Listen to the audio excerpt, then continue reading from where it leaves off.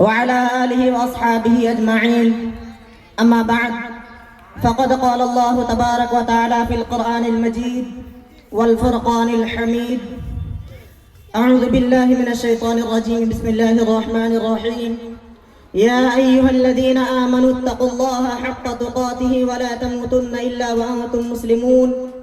يا أيها الناس اتقوا ربكم الذي خلقكم من نفس واحدة وخلق منها زوجها وبث منهما رجالا كثيرا ونساء واتقوا الله الذي تساءلون به والأرحام إن الله كان عليكم رقيبا.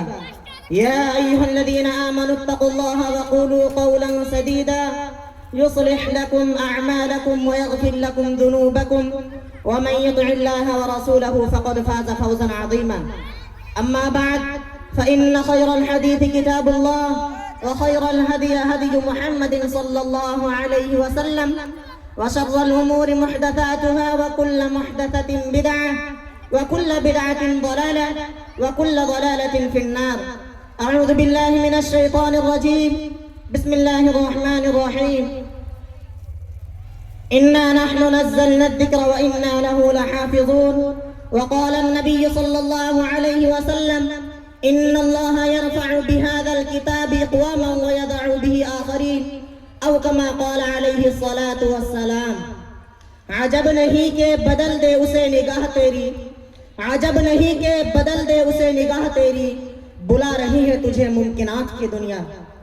معزز حاضرین جلسہ، پاس میں بیٹھے ہوئے ہمارے اساتذہ کرام اور مہمانان اعظام، میں جس موضوع کے متعلق آج کے اس بمحفل جلسہ میں اپنی بات رکھنے کی جسارت کر رہا ہوں وہ ہے قرآن کریم سے مسلمانوں کی بڑھتی ہوئی دوری. یہ جو قرآن کریم ہے، اس سے ہم مسلمان جو ہے کتنی دوریاں پیدا کر رہے ہیں.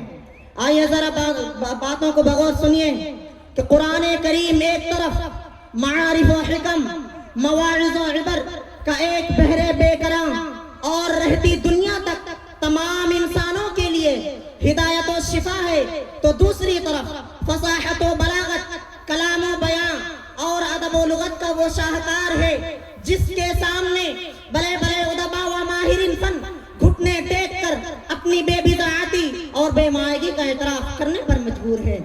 یہ اللہ کی وہ آخری انقلاب آفری کتاب ہے جس کو اللہ رب العزت نے اپنے محبوب پیغمبر جناب محمد رسول اللہ صلی اللہ علیہ وسلم پر نازل فرمایا، اور دیگر آسمانی کتابوں کے برعکس اس کتاب کی حفاظت کی ذمہ داری خود رب کائنات میں لیتے ہوئے فرمایا: اِنَّا نَحْنُ نَزَّلْنَا الذِّكْرَ وَإِنَّا لَهُ لَحَافِظُونَ، کہ ہم ہی نے اس قرآن کو نازل کیا اور ہم خود محافظ ہیں.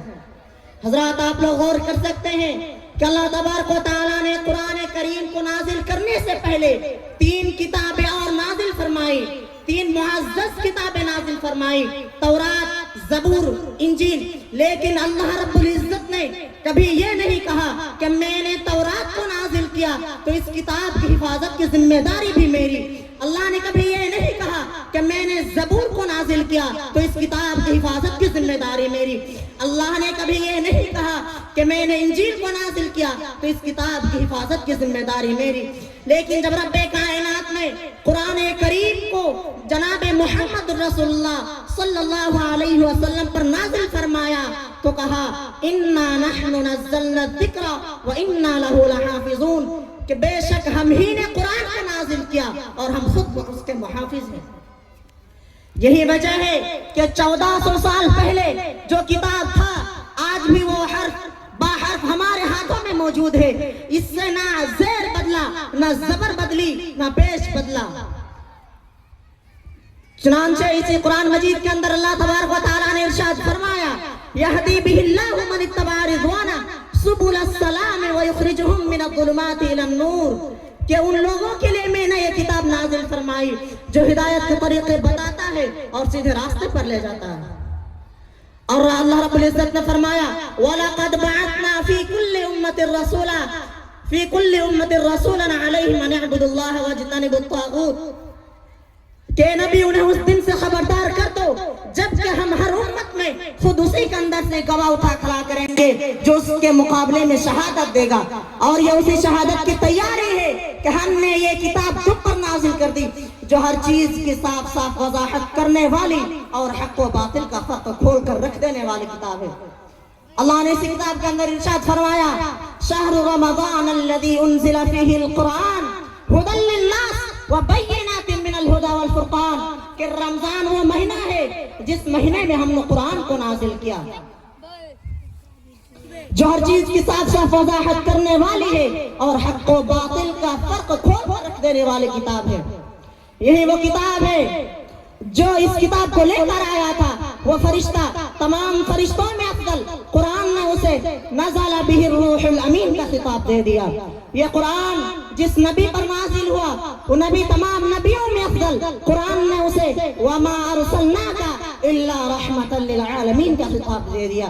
چنانچہ یہ کتاب جس مہینے میں نازل ہوا وہ 12 مہینوں میں افضل، قرآن نے اسے شہر رمضان الذی انزل فیہ القرآن کہہ کر اس کی عظمت کی جانب اشارہ کیا۔ چنانچہ یہ کتاب جس امت پر نازل ہوا وہ امت تمام امتوں میں افضل، اشرف المخلوقات، جس کو اللہ رب العزت نے کنتم خیر امت اخرجت للناس تأمرون بالمعروف وتنہون عن المنکر کہہ کر خیر امت کو خطاب دے دیا۔ یہ کتاب جس رات میں نازل ہوا وہ رات 1000 راتوں میں افضل، قرآن نے اسے انا انزلناہ فی لیلۃ القدر اور انا انزلناہ فی لیلۃ مبارکہ کا خطاب دے دیا۔ لیکن اتنی ساری فضیلتیں ہمارے نگاہوں کے سامنے ہوتے ہوئے بھی آج مسلمانوں نے قرآن سے دوری اختیار کر لی ہے۔ حالانکہ اگر میں یہ کہوں کہ کائنات کے اندر اگر ایسی کوئی کتاب ہے جس کتاب کے اندر انسانی زندگی گزارنے کا، انسانی زندگی کو مکمل کس طرح گزارا جائے، کس طرح اس پر گزر بسر کیا جائے، کسی کتاب کے اندر اگر وہ وجوہات وہ اگر مقصد دیے ہوئے ہیں تو وہ صرف اور صرف کلام اللہ ہے۔ لیکن آج مسلمان کلام اللہ سے دور بھاگتے ہیں۔ آج مسلمان نوکریاں لینے کے چکر میں، سرکاری نوکریوں کو پانے کے چکر میں 1000 کتابیں پڑھ ڈالتا ہے، بی ایڈ ہو، بی کام ہو، UPSC کی تیاری کر لیتا ہے، لیکن جنت جانے کی لالچ میں ایک مسلمان اس کتاب کو نہیں پڑھ پاتا۔ چنانچہ یہ کتاب ایک ایسی واحد کتاب ہے جس کا بھی تعلق اس کتاب سے ہو گیا وہ تمام لوگوں میں ممتاز ہو گیا۔ چنانچہ حضرت عمر فاروق رضی اللہ عنہ جو ایمان لانے سے پہلے ہیرو مانے جاتے تھے، ہیرو، لیکن جب ان کی بہن فاطمہ نے